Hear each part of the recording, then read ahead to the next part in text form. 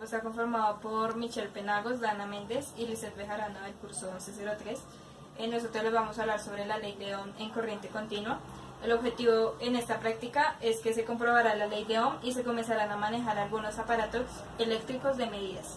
Simon Ohm formuló en 1827 lo que se conoce como ley de Ohm, posiblemente una de las leyes fundamentales de la electrónica. Primero definió matemáticamente las tres magnitudes físicas principales de la electrónica: diferencia de potencial o voltaje, resistencia y corriente o intensidad.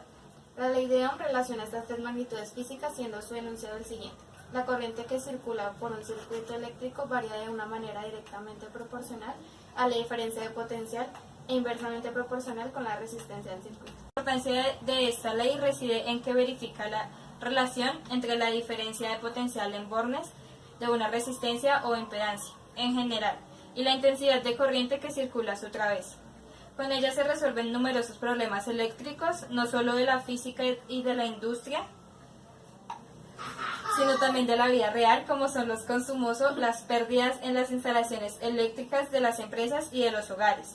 También introduce una nueva forma para obtener la potencia eléctrica y para calcular la energía eléctrica utilizada en cualquier suministro eléctrico, desde las centrales eléctricas a los consumidores.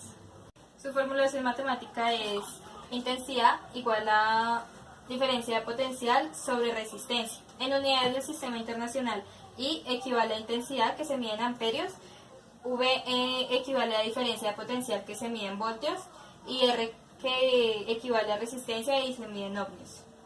Para el siguiente experimento son cable de conexión, fuente de alimentación, panel de montajes, 2 polímetros, interruptor, resistencia de 1K de ohmios y 2,2 K de ohmios. Efectuando el montaje de la figura, conectaremos en serie el amperio. El movimiento se conectará en paralelo. Cerrar el interruptor moviendo el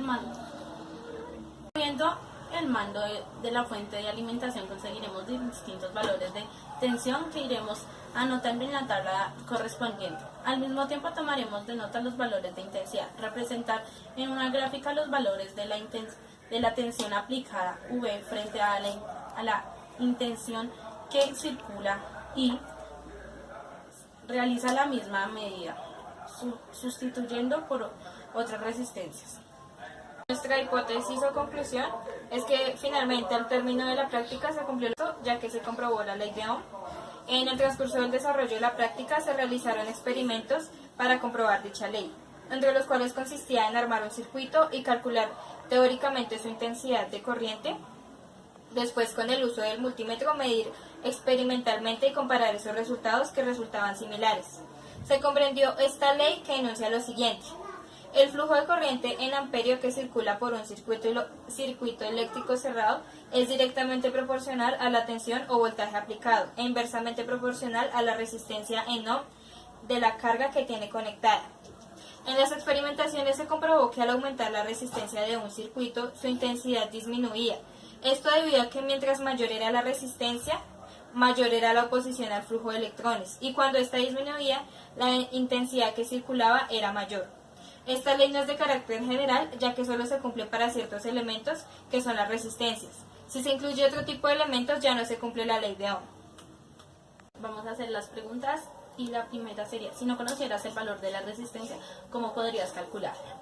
La segunda: ¿qué gráfica se obtendrá si representa voltaje versus resistencia?